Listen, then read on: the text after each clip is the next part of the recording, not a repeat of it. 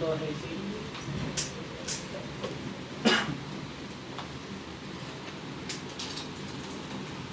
इसमें लिखना है यहाँ पे स्मॉल आर कैपिटल आर के बारे में।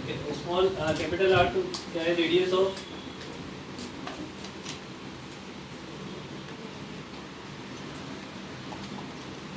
और small R is the half of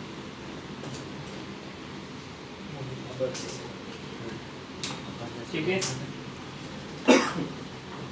aperture का स्पेलिंग यही होता है यार। APE अपर अपर APPE ई होता है। APER पिक्चर फिर सही स्पेलिंग तो देखो एक ही एक ही भी होता है हाँ, चलेगा एक ही होता है लेकिन चलेगा हमें क्या से लिखना है कहीं पर अपर्चर वर्ड बोल क्या है?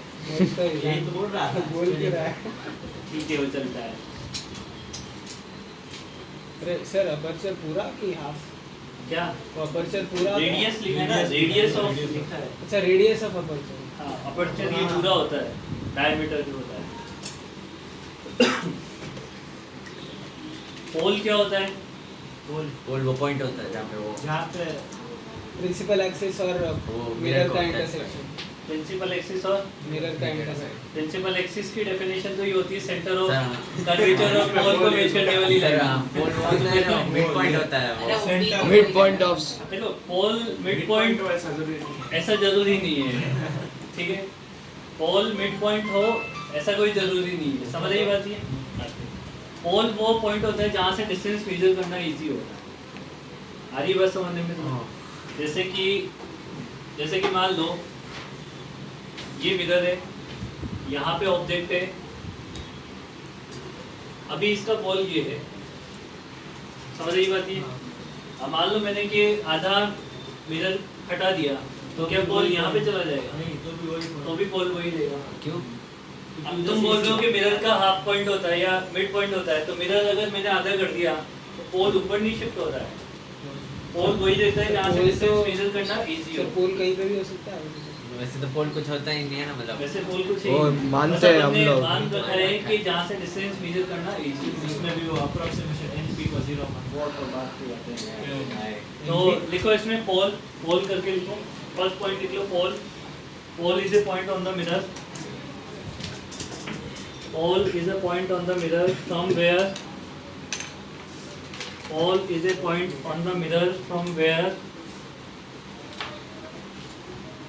we can measure distances easily.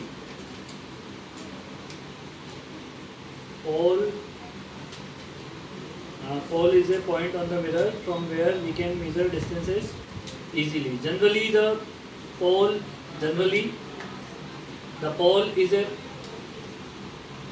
middle point of mirror या mid point of mirror. Generally बोला है ना, हमेशा हो ऐसा कोई जरूरी नहीं है। इसके बाद लिख लो प्रिंसिपल एक्सिस। Next. सर एक second from where we can measure distance principal axis oh passing through pole and center line passing through the pole and centre of curvature, line passing through the pole and centre of curvature.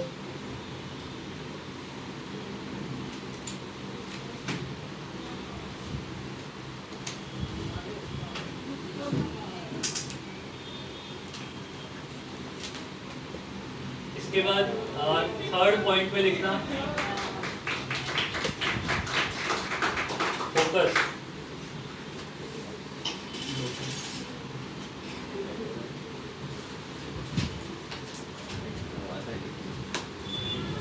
अगर मान लो ये कोई रे है जो ऐसे parallel to principal axis जा रही है, तो आफ्टर रिफ्लेक्शन कहाँ से पास होगी? फोकस से जरूरी नहीं है, वो पास होती है ना तो फोकस से वही रे पास होती है रिफ्लेक्शन के बाद जो पेरेक्सियल हो। हमें ये नहीं बोला कि ये रे क्या है, पेरेक्सियल। लेकिन मानते तो हम हैं ये निकालेंगे कि आफ्टर रिफ्लेक्शन ये कितनी डिस्टेंस से पास होगी। समझ रही बात ये? सर हाँ, एक्चुअली वो स्फीयर का कोई फोकस ऐसा होता ही नहीं है ना, स्फीयर का फोकस होता ही नहीं है ना। वैसे तो स्फीयर का पैराबोला नहीं का होता होता है, फोकस। पैराबोलिक मिरर होता है पैराबोला शेप का, तो एग्जैक्ट एक फोकस आता है कोई भी रह जाए। ओके स्फेरिकल मिरर उसमें फोकस एकदम बहुत सारे लाइट अलग अलग जगह से पास होती है हाँ, फोकस होगी ना। जनरल एरिया होता है वो एक प्लेन होता है पूरा, तो सही बोल रहे हो, ये पूरा एक प्लेन होता है जिसे फोकल प्लेन बोलते हैं। इसे क्या बोलते हैं? फोकल प्लेन बोलते हैं। ये जितनी भी रेज है वो सारी क्या होगी? फोकल प्लेन में मीट आउट होती है।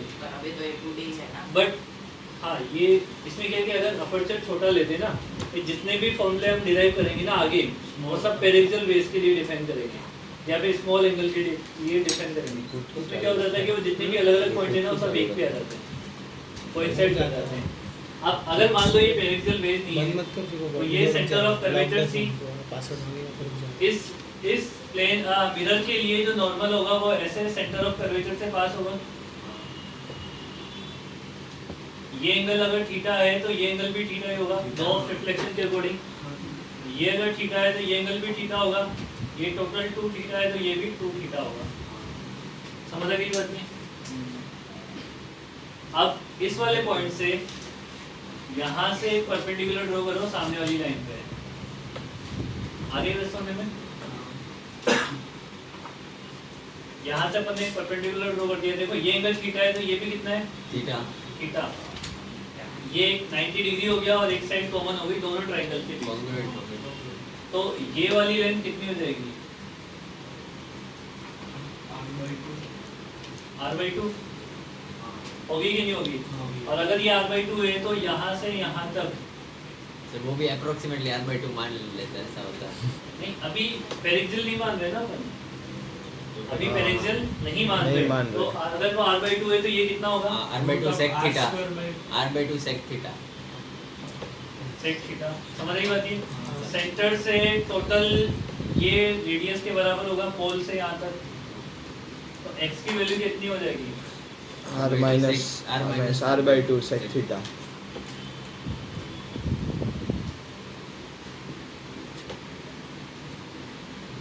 अब अगर मान लो पेरिक्सल है, थीटा स्मॉल होगा थीटा जो होगा वो स्मॉल होगा, 0 approx है ना? 0 तो वही sec 0 0 को भी वही सेक थीटा नियर अबाउट कितना हो जाएगा? ठीक 1 हो जाएगा। सेक cos थीटा 1 होएगा तो सेक थीटा भी क्या होगा? हाँ r/2 आ जाए। Approximately x r/2 equal to r minus theta r/2 that is equal to r। तो ये तभी वैलिड होगा जब पेरिक्सल है। पेरिक्सल के केस में f equal to r/2 आता है, आता ही नहीं आता है। तो हम ये बोलते हैं कि जो lines parallel to principal axis आ रही है आफ्टर रिफ्लेक्शन r/2 से पास होती है, मतलब फोकल लेंथ से पास होती है। पेरिक्सल मतलब एपर्चर बहुत छोटा। नहीं नहीं बहुत नजदीक है पेरिक्सल बेस होने के लिए भाई, पेरिक्सल बेस होने के लिए बहुत सारी कंडीशंस हो सकती है।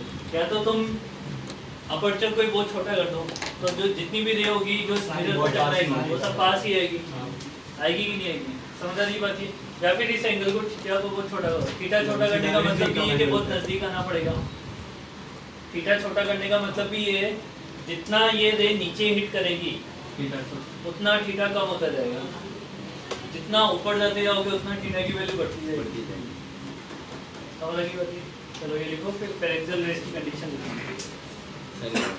विक्रम सर ने हमारे स्कूल में बहुत पहले बताया था पेरिक्सल रेस की डेफिनेशन में कि थीटा 10 मतलब ये डिस्टेंस 10 सेंटीमीटर से कम होना चाहिए पेरिक्सल रे का, उससे ऐसा ऐसा सही में बोला था 10 सेंटीमीटर से कम। बोर्ड पे जो डायग्राम है वही 10 उन्होंने सेंटीमीटर ऐसा से बोला था बट जो छोटा लाइन है। पैरेलल हो और बहुत पास में हो ना प्रिंसिपल एक्सिस के और पैरेलल हो वो पेरिक्सल में। हाँ तो लाइन और जो पास में हो वो पेरिक्सल ही हुई। मतलब सही 10 है। सेंटीमीटर उन्होंने बोला था ऐसा पास में ऐसे पास होनी चाहिए ना, पैरेलल पैरेलल भी और पास भी तो। हाँ वो तो होगा पास का तो समझ गया, पर 10 सेंटीमीटर का तो ऐसे ही तुक्का मारा होगा। पैरेलल नहीं होगी तो दूर भी होगी तो इंटर पास आ जाएगी बात में। पैरेलल होना जरूरी है पेरिक्सल के लिए। हाँ पैरेलल तो होगी ना obviously। पैरेलल नहीं होगी तो कितनी भी दूर हो बाद में तो इंटरसेक्ट कर नहीं नहीं नहीं, एक सेकंड। पेरिक्सल बेस के लिए प्रिंसिपल एक्सिस के पैरेलल होना कोई जरूरी नहीं है। सर फिर वो बाद सुनो में सुनो मेरी बात, अब क्लियर होता है। ये जो एग्जाम बोल रहा था उसमें क्या थी, ऐसे बहुत सारी पेरिक्सल बेस आ रही है। मान लो रेस ऐसे गिर रही है, ये भी पेरिक्सल है। अरे ये कैसा है? समझ रही बात? ये रेस ऐसे गिर रही है, आफ्टर रिफ्लेक्शन कहाँ से पास होती है? फोकस से तो नहीं नहीं। होगी। फोकल प्लेन से पास होगी। Focal जो मैं बात कर रहा था ना फोकल प्लेन, हाँ फोकल प्लेन से सारी पास रेस पास होगी। इनका जो फोकस होगा वो इस लाइन पे नहीं मिलेगा, कहीं या तो इधर या कहीं पीछे या नीचे या ऊपर। वैसे कोई भी लाइन फोकल प्लेन से पास होती है, कोई भी रिफ्लेक्टेड रे। नहीं, इसमें नहीं होगी। सर यहाँ पे कोई प्लेन है, उधर से तो पास होगी ना। हाँ फोकल प्लेन अलग चीज है। और देखो यहाँ पे क्या होगा, अगर कोई रे ऐसे आ रही है, ये मान लो पेरिक्सियल है नीचे वाली रे, तो ये कहाँ से पास होगी? फोकस। फोकस से पास होगी। अगर मान लो ये कोई रे है तो ये फोकस से पास हो आफ्टर रिफ्लेक्शन, इसकी कोई गारंटी नहीं है। बट अगर पेरिक्सियल वेज है और उनका एंगल चेंज कर रखा है, पैरेलल टू प्रिंसिपल एक्सिस नहीं आ रही है, तो वो आफ्टर रिफ्लेक्शन कहाँ से पास होगी? Focal plane. फोकल प्लेन से पास होगी। फिर वो डायरेक्ट लिखा है फोकस पास के में। आगे पीछे ना, मतलब फोकस के आगे पीछे। आगे पीछे कहीं पे। फोकस के आगे पीछे इस वाले प्लेन हाँ, में, मतलब ऐसे ही इस वाले, ये वाली पोजीशन चेंज नहीं होगी, बस इस प्लेन में कहीं आ जाएगी। पैरेलल होना जरूरी है, सिर्फ पास होना नहीं, पैरेलल होना जरूरी नहीं है, पास पास होना जरूरी है, या फिर थीटा बहुत कम होना जरूरी है। समझ आ रही बात है? ठीक है। इसमें तो अगर फोकस को डिफाइन करना है तो फोकस जो होगा वो इस लाइन पे होगा। फोकस क्या होता है? प्रिंसिपल एक्सिस पे होता है। तो अपन ऐसे रे को एकदम पैरेलल लेके आते हैं। डन? क्लियर है माइंड में? ये अगर ऐसा बहुत दूर अगर दो पास पास बहुत दूर है और दोनों पास पास है, अगर वो पेरिक्सियल बेस की कंडीशन फॉलो करती है, मतलब इंसिडेंस एंगल बहुत कम आ रहा है, तो वो फोकल प्लेन से पास कर जाएगी। अदरवाइज वो आगे पीछे कहीं से पास कर जाएगी। आफ्टर रिफ्लेक्शन की बात कर रहा हूँ। फिर 1 मिनट है ये लिफ्ट। तो फोकस भी ऐसे कुछ नहीं होता ना, फिक्स फोकस फिक्स नहीं होता ना, सेक थीटा मतलब हर अलग एक रे के लिए हर एक अलग रे के लिए अलग अलग अलग जगह से पास होगा। बट जो भी सारी रे प्रिंसिपल एक्सिस के पैरेलल और पास पास आएगी, उन सब के लिए लगभग एक ही जगह से वैसे होगा। थोड़ा इसीलिए तो पेरिक्सियल बेस के लिए सारे फॉर्मूले डिराइव किए जाते हैं, ताकि उसमें क्या हो कि चीज़ें सही रहे, फोकस मिल जाए। फोकस नहीं मिलेगा तो क्या होगा कि सबके लिए जो है वो रे अलग अलग जगह से आएगी। तो अब यहाँ पे क्या होगा, अलग अलग रे जो है वो अलग अलग जगह इमेज प्लॉट कर देगी। होगी कि नहीं होगी? ऐसा ही होगा ना। जैसे मान लो कि एक बहुत बड़ा ऑब्जेक्ट है, बहुत बड़ा ऑब्जेक्ट है, और सामने एक छोटा सा मिरर रखा हुआ है। टॉप से जो रे निकलेगी और बॉटम से जो रे निकलेगी, वो आफ्टर रिफ्लेक्शन दोनों अलग अलग जगह जाएगी। जाएगी नहीं जाएगी? टॉप से जो रे निकलेगी वो मिरर से बहुत दूर ऊपर जाएगी, तो वो तो पेरिक्सियल नहीं हुई। बट जो बॉटम से जा रही है वो एकदम सीधी गई, वो पेरिक्सियल हो गई।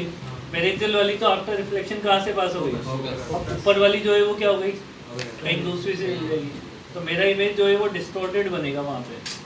एक्चुअल में तो डिस्टॉर्टेड ही बनता है।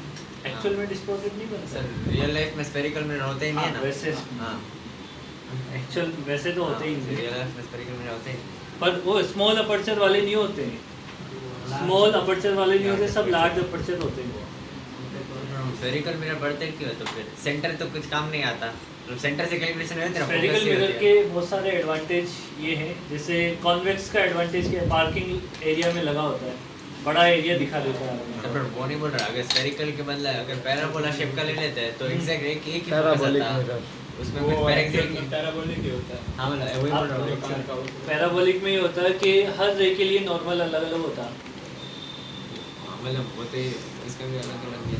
हर रे के लिए नॉर्मल सेम ही, मतलब सेम पॉइंट से पास होएगा, उसमें अलग अलग पॉइंट से पास होएगा। हाँ। पैराबोलिक में नॉर्मल अलग अलग रे के लिए अलग अलग पॉइंट से पास हो जाएंगे। उसमें 3 नॉर्मल है कि उसमें मेरे हिसाब से बहुत बड़ी बहुत ज़्यादा प्रॉब्लम आ जाएगी। हाँ, क्या? पैराबोलिक इसमें सारे नॉर्मल सेंटर से सारे नॉर्मल सेंटर से पास होंगे इसमें तो। हाँ। इसमें सबके रेडियस ऑफ कर्वेचर बराबर होंगे। अभी के लिए अप्रोक्सीमेट मान के कर रहे हैं हम लोग। तो जो बोल रहा है वो एडवांस में हो सकता है ऐसा कोई कारनामा। पैराबोलिक मिरर बना सकते हैं ना, क्या दिक्कत है? ऐसे कार में पैराबोलिक मिरर ही है। किसमें? कार में जो rear view mirror होता है। कॉन्वेक्स होते हैं वैसे। Rear view mirror. मतलब कॉन्वेक्स पर ही वो पैराबोलिक कॉन्वेक्स। एक्चुअली थोड़े हाँ, अब वो पैराबोलिक होते हैं या स्फेरिकल होते हैं, उसका Same ही बोलते तो लगता है। स्फेरिकल ही है। हाँ मतलब वो ऐसे थोड़ा कर्व होता है, हमें को क्या पता क्या होगा, कुछ भी हो सकता है। कुछ भी हो सकता है। चलो आगे बढ़े, आगे बढ़े इसमें। पेरिक्सियल बेस के लिए लिखोगे कंडीशंस क्या क्या होनी चाहिए? ये फोकस की डेफिनेशन फोकस की डेफिनेशन तो होगी जो प्रिंसिपल paraxial एक्सिस के rays. पैरेलल या पेरिक्सियल बेस आफ्टर रिफ्लेक्शन जिस पॉइंट से पास होती है, नहीं जरूरत है।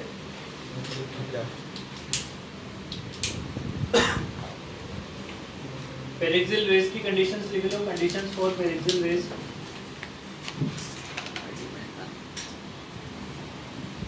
Theta should be, first condition theta should be small, second nearer to the principal axis, theta should be small, second condition nearer to the principal axis, third condition aperture should be small,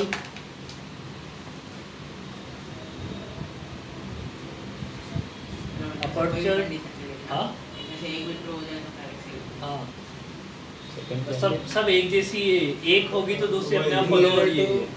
अच्छा वो सब एक पता चल सके। हाँ। Third वाली होगी तो सब अब अगर कुछ ना बोला जाए, अगर कुछ ना बोला जाए तो क्या मान लेनी है? पेरिक्सियल मान लेनी। तो ये लिख लो, if there is nothing mentioned consider the paraxial base. समझ आ गई बात? अगर वो ना बोले तो फिर पेरिक्सियल मान के सोल्व करना है ना?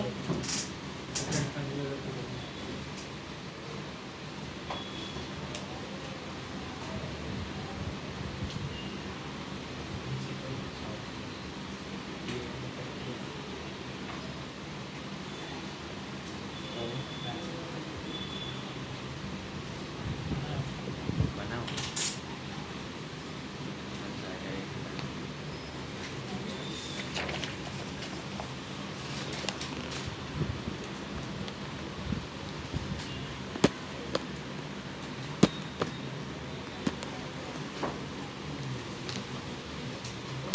Find x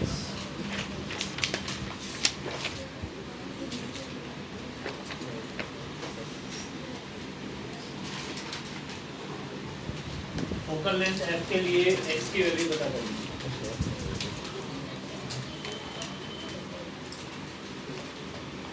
क्या मतलब हुआ? एक्सी तो फोकल लेंथ है ना? हाइट f और ये फोकल लेंथ एक और radius of curvature. Focal length भी है फिर हाइट भी है। हाँ। वही रहता है। दोनों same फोकल है, लेंथ तो right एक्स है। हुआ ना, एक्स ही फोकल लेंथ होगी ना। तो एक्स ही फोकल लेंथ होगी ना, फोकस वही है। और एक्स मैंने थोड़ी ना बोला पेरिक्सियल बेस है। भाई बिना पेरिक्सियल मान के सोल्व सर आपने तो बोला ना अभी कुछ बोला नहीं है तो पहले माननी है। माननी होती है ना। पेरिक्सियल नहीं है, बिना पेरिक्सियल मान के, क्योंकि f जो है वो ज्यादा है। थीटा 45 एक्स को तो R by root r minus r by 2 sec theta.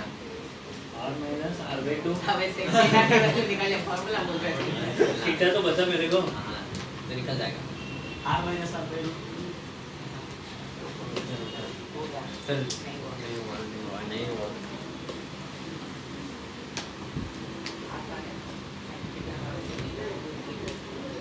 क्या? क्या? टू थीटा आ रहा है। सेक 2 थीटा आ गया। अभी वो सेक थीटा कैसे करो उसमें से? तू बाहर निकाल। अभी वो सर सेक 2 थीटा पे आ गया। लगाओ थोड़ा सा दिमाग लगाओ, हो जाएगा। नीचे f क्या लिखा है? थीटा तो निकालो पहले। क्या नीचे नीचे f F क्या लिखा है? f मतलब फोकल लेंथ। फोकल लेंथ को ऐसे नीचे लिख देते हैं। Radius of curvature focal length को ऐसे नीचे लिख देते हैं। ये ऐसे लिखा है, इसका मतलब इसकी फोकल लेंथ है।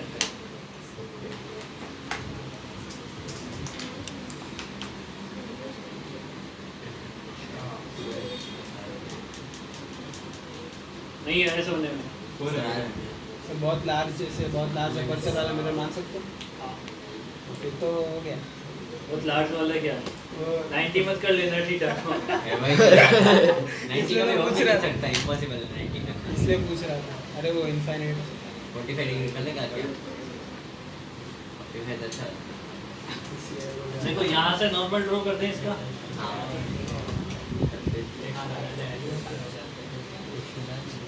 ये एंगल थीटा, ये एंगल भी थीटा ही होगा।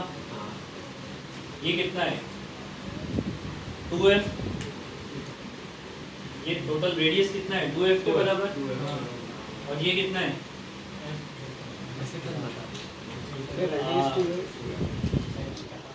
ये f और ये 2f, समझ आ गई बात? ये इसमें sin थीटा निकाल लो, sin थीटा हाफ, तो थीटा की वैल्यू 30 डिग्री। चलो 2f कैसे आया? R को 2f मान लिया सर। चलो 2f कैसे आया? अरे वाह, R equal to 2f होता है।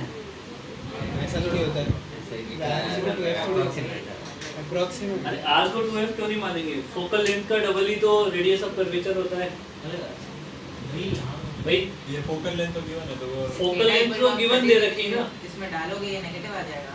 किसमें वो r minus r by root r minus r by 2 से वो नेगेटिव sec theta को 2 by root 3। अरे वो cos theta root 3 by 2 sec theta 2 by root 3 2 but r by root R minus R by root. समझ आई नहीं बात? ये हाँ, सर। समझ है भाई। फोकल लेंथ तो पहले से प्री डिफाइंड है, वो तो 2r के बराबर, रेडियस ऑफ कर्वेचर तो 2f के बराबर होनी है।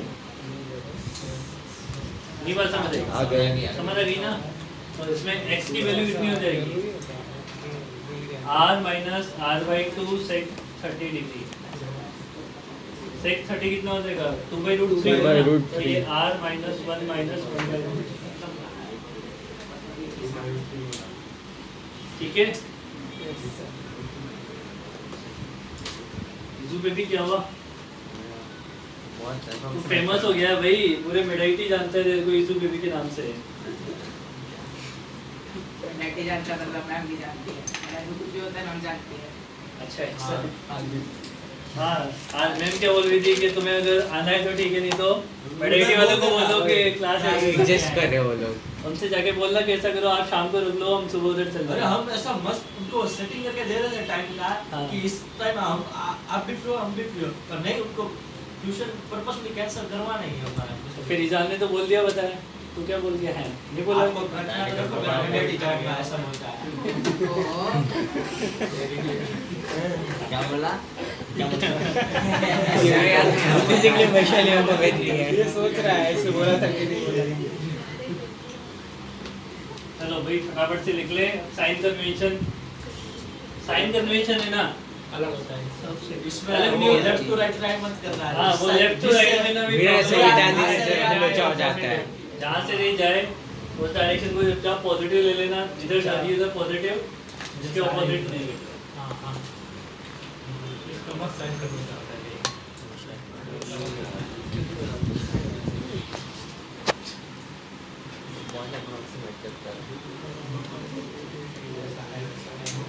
पहली बात, ऑब्जेक्ट जो है वो रियल भी हो सकता है, वर्चुअल भी हो सकता है।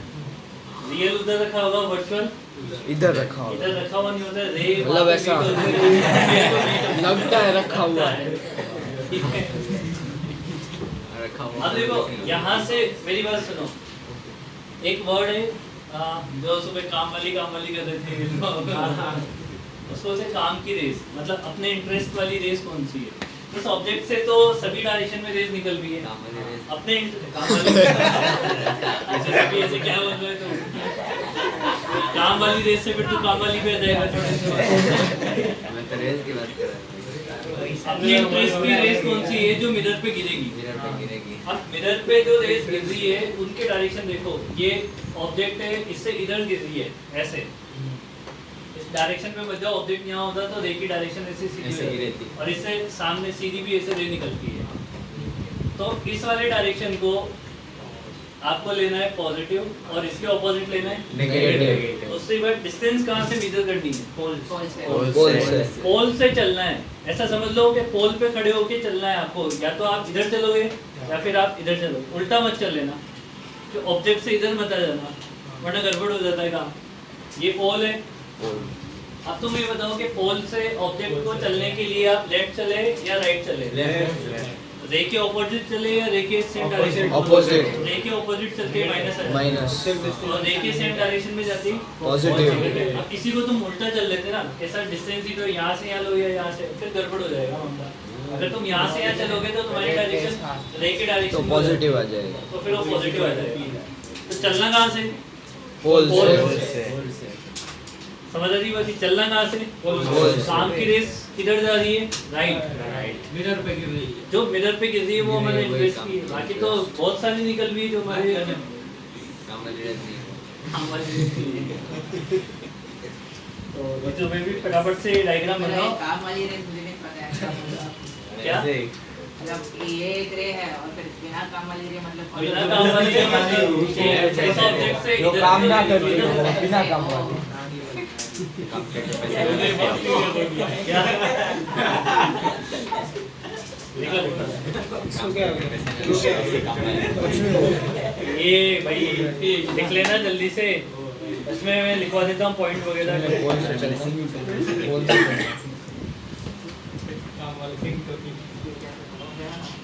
बहुत लंबा है।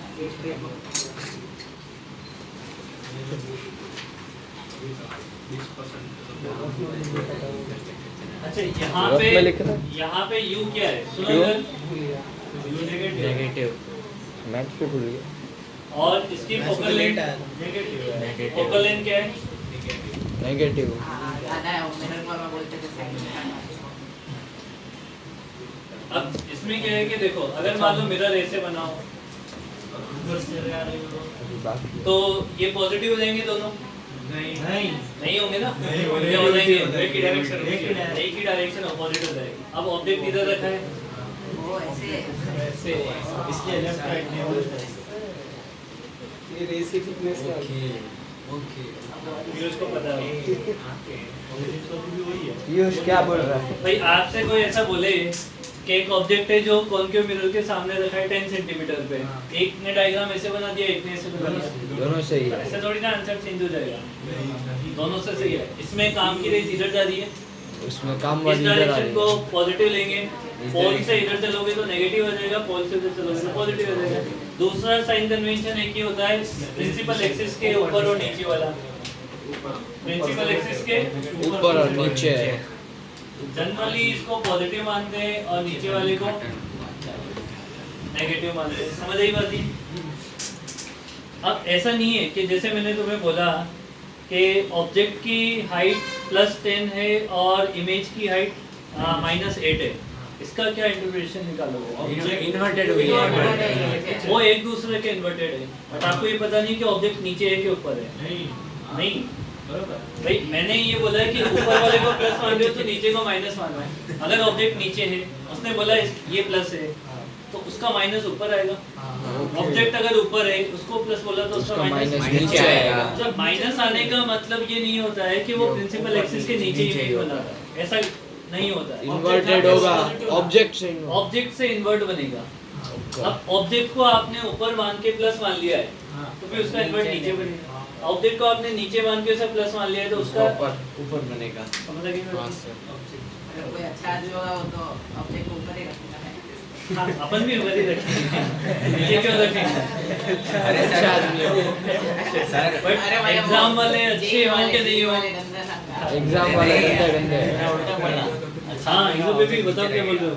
अरे ऑब्जेक्ट अच्छा आदमी को ऑब्जेक्ट को नीचे रखेगा ना तो इसकी इमेज होती है। सर आपको अच्छा नहीं। यार इनको पे भी तुम खराब कर देते हो काम। फिलोसॉफी बता रहा हूँ। मिरर फॉर्मूला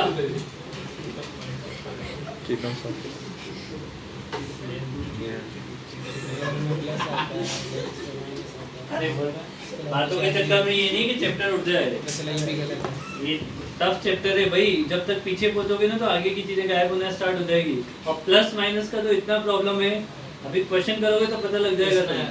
अब मानना जिन्होंने वो ना बनाया हो, आप समझ गए ना वो। हाँ इधर से शुरुआत सर। अबे क्या है मेरे पीछे क्यों इधर पड़ा से है? इधर से। मैथ्स क्लास से मेरे पीछे पड़ा हुआ है ये। एक खा ले, एक एक खा ले, खा ले फिर बताएंगे एक खा ले क्यों। में बताता हूँ। एक खा ले में बताओ। एक तो पड़ेगी यार। फिर तेरे को आगे से हमेशा याद रहेगा। अमन को भी अब याद रह गया। अमन को बोर्ड में पढ़े थे ना। अरे भाई क्वेश्चन तो पूछो। बताएंगे अरे भाई क्वेश्चन बिना क्वेश्चन के पढ़ने जैसे आज मेरा हाथ पकड़ रहे सर। अरे पर क्वेश्चन तो बताओ। अरे हाथ से अच्छा पीठ पे खा ले भाई। ये उधर हमेशा एरो बनाए रे डायग्राम में पता नहीं होता है अच्छा हाँ वो कि समझ नहीं गए। किधर किधर जा रहा है। क्वेश्चन स्टार्ट भी नहीं हुआ। अरे पर इंटरफेस तो ये नहीं पाएगा छोड़ दिया नहीं ये गलत हो गया। ये क्या कर रहा है? बेटा ये तो तेरे कल नोटबुक में कल तो मैं पूरे आपको आज नोट रात को ही फोटो भेज दूंगा। तो ये डबल काम क्यों कर रहा है फिर वो नोटबुक खुल गया। अरे तो नए पेज से लिखता इसको काटता तो फिर चिपका लेते हैं भाई डबल काम क्यों करना उससे बढ़िया है कि एक बार घर पे रफ में लिख के देख लेना विशु बेबी सर हम काम नहीं किया। इसके तो सही देखो इसमें भी नहीं है सर है ना नहीं है ना नहीं है सर इसकी रेस तो मेरे 5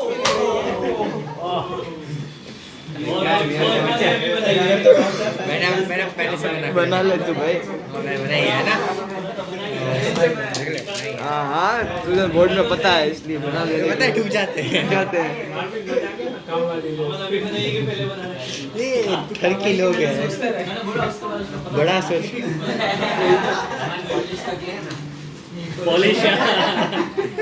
पॉलिश का भी ध्यान रखना भाई और उल्टी सीधी जगह मत करना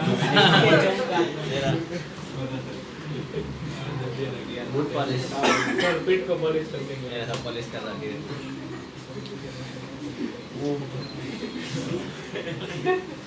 अभी तो उठा सही देखो नॉर्मल में क्या होता तू तो वैसे पेट को घुसता है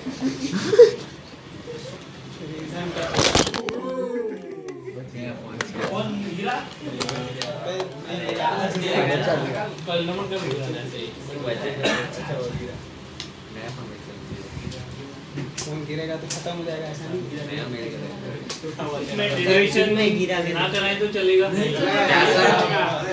सिमिलैरिटी हाँ वो याद है बहुत बड़ा है हाँ। बड़ा है पर वो मेरी बात सुनो ये वाला डेरिवेशन बोर्ड में काम भी नहीं आ पाएगा क्योंकि इसमें थोड़ा अलग तरीके से चलता है उसमें अलग चलता है इसलिए पढ़ना तो वही पड़ेगा हाँ फॉर्मूला लिख दो फिर फॉर्मूला तो मिरर फॉर्मूला ही है ना इसमें प्लस आता है ना माइनस और प्लस वाले माइनस आता है is equal to 1 by अरे एक सेकंड ऑप्टिक्स में जितने भी फॉर्मूले हैं उसके साथ नीचे जो नोट करके जो लिखे होते हैं ना वो ज्यादा जरूरी है क्योंकि इसमें ना ये सबको पता होता है ये सबको पता है कि v is the speed of image u is the speed of object और x is the frequency frequency हाँ ये सबको पता होता है इसमें ऊपर a में वो 1 में यूनिट है वो s equal to u plus हाँ, r वो मीटर है 1 मीटर दोनों में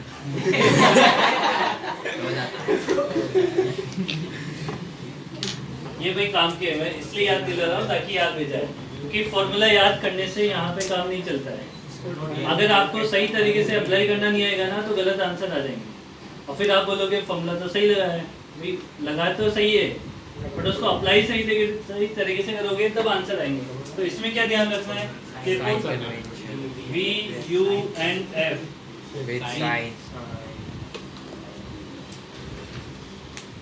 अच्छा कौन के मिरर की फोकल लेंथ पॉजिटिव है नेगेटिव सोच के बोलना नेगेटिव कॉनकेव मिरर की फोकल लेंथ पॉजिटिव नेगेटिव और कॉन्वेक्स की इंटरचेंज हो सकती है अभी क्या मतलब हाँ वो उल्टा करके तो दोनों उल्टा हो जाएगा सही है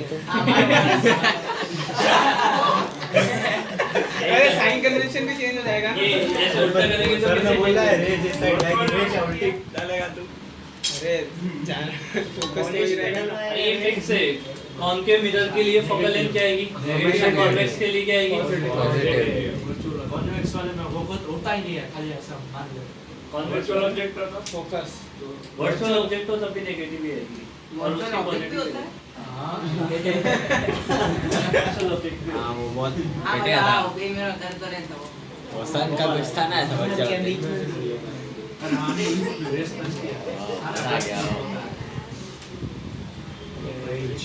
तीन बच्चे लगते हैं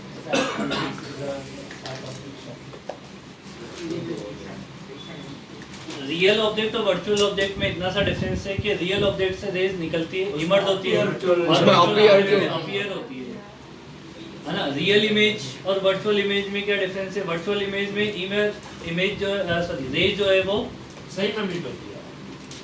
वर्चुअल appear to meet होती है। appear to उसको meet होती है, screen पे नहीं appear to project कर immerse सकते। होगी। नहीं क्या अपीयर टू मीट होती Appear to immerse। अरे जो भी हो अपीयर टू इमर्ज होगी ना। अगर इसका इमेज इधर बना तो रिफ्लेक्शन देखो, अपीयर टू मीट में तो रियल में मीट होगी, हाँ इसका रिफ्लेक्शन जब यहाँ पे बनेगा तो हाँ, हाँ। एक्चुअल में रेज appear to immerse, हाँ। और उसमें अपीयर टू इमर्ज ठीक है। ऐसा। और वर्चुअल ऑब्जेक्ट में appear to meet, virtual virtual image में अपीयर टू इमेज। ठीक है।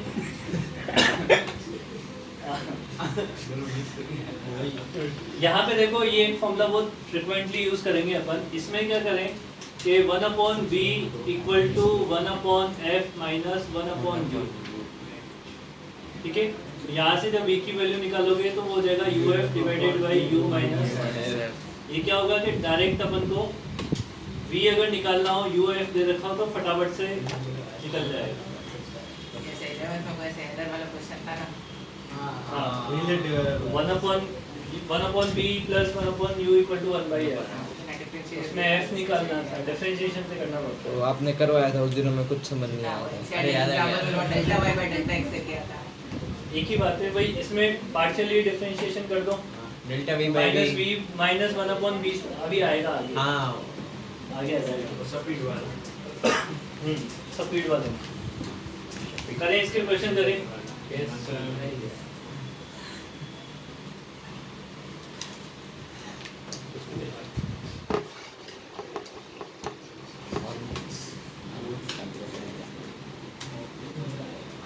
सर ये तो एनसीईआरटी का क्वेश्चन है ना। लोकेशन ऑफ इमेज निकालनी है।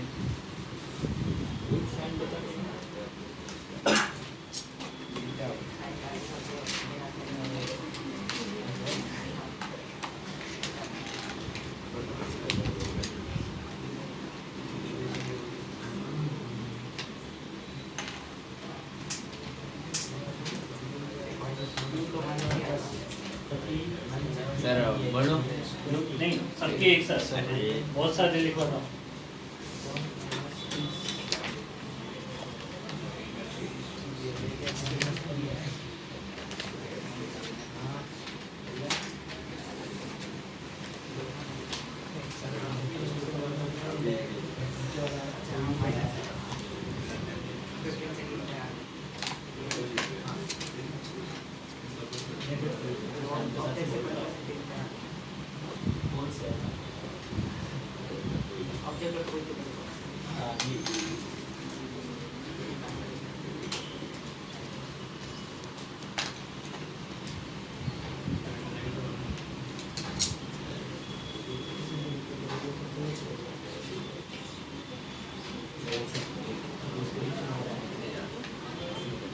वो वर्चुअल ऑब्जेक्ट है ये तो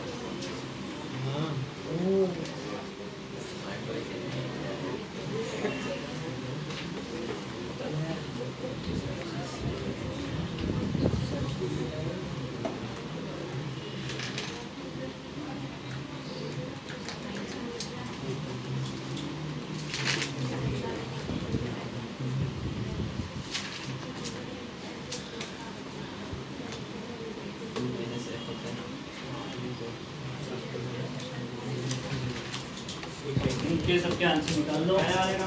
सर पहले सब तीन एक के साथ। पहले तीन क्या पहले तीन के हाँ फर्स्ट का क्या है?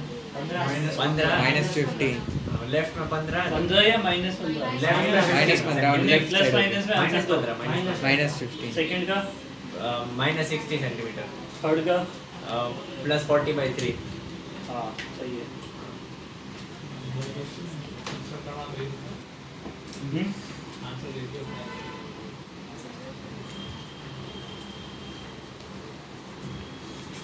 अभी वो भी निकल जाएगा अभी यार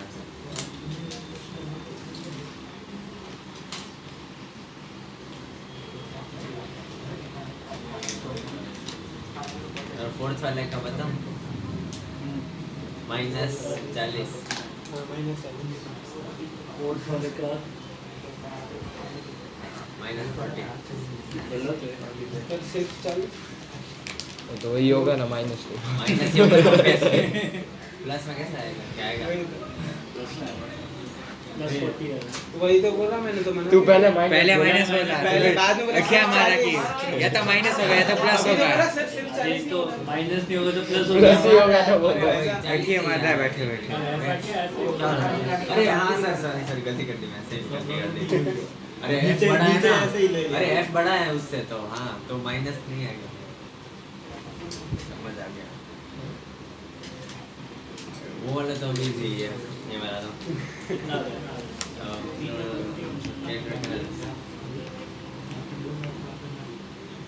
30 पॉजिटिव प्लस नहीं है अरे ये तो वो है उल्टा मिरर मैंने उसके जैसे सोची है फिर माइनस अरे मिरर में लिखा है। 15 इसका -15 लास्ट वाला ऐसा ये निकाल के सीख ले दो ही तो एक ही तो फॉर्मूला है। अरे फॉर्मूला में दो तो लाइन लिखनी है ऊपर नीचे सर करके। तीसरे वाले का -40/3 तीसरे वाले का -40 40/3 प्लस प्लस यार फॉर्मूला लिखा हुआ है तुमसे लंबा नहीं लगाया जाता क्या हो गया क्वेश्चन लिख रहा हूँ आंसर नहीं सॉल्व किया इससे एक बार फॉर्मूला रखने तो लिख लिए तूने क्वेश्चन दूसरे वाले का -60 आ रहा है ना? नहीं दूसरे का -60 आता है। फोटो खींच लो हो गया सब एक सेकंड रुक पूरा आगे से खींचो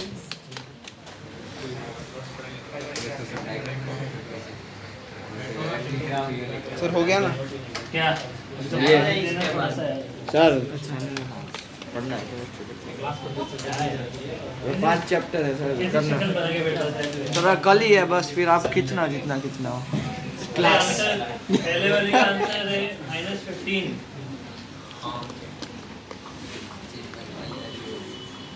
इसका आंसर आ रहा है -60 इसका आंसर आ रहा है 40/3 40/3 इसका 40 40 और इसका है -15 इसका 40 -15 मिला के चेक करो तो सारे बनाए कि नहीं बनाए? डायग्राम बनाया सर फिर वो भी हाँ वो इसका भी चेक करो सर अरे सर ऐसे लिखा ही नहीं है कुछ भी नहीं बनाया उसने मैंने बोला नहीं बना जाएगा नहीं अगर तू डायग्राम नहीं बनाएगा तो यहाँ से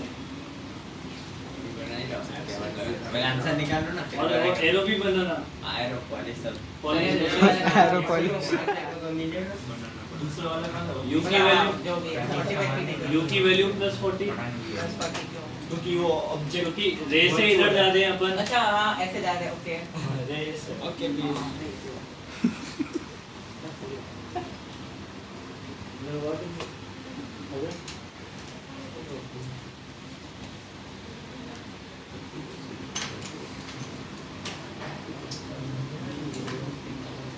कॉन्वेक्स वीडियो देखते हैं सर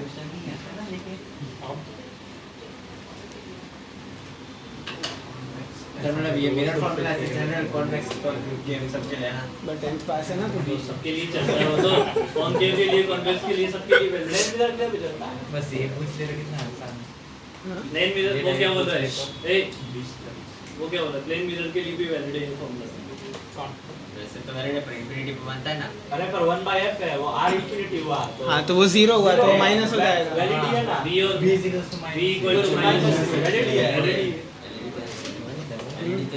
बोल रहे हैं याद है फर्क लगा खुद ही पूछिए खुद ही बच्चा है तू इसमें से कोई सॉल्व करके बताओ तो जल्दी बताओ किसको कोई सा सॉल्व करना है नहीं सर सारे हो जाएंगे हाँ सर हाँ हो गए यस सर सर बस अपने ये पूछना थोड़ा टाइम दो मैं अभी कल क्या करूँ अभी एक दो चीजें और बता देता हूँ मेरे साथ में देखो अगर फोकल लेंथ पॉजिटिव है इसका मतलब कौन सा मिरर है कॉन्वेक्स कॉन्वेक्स ही है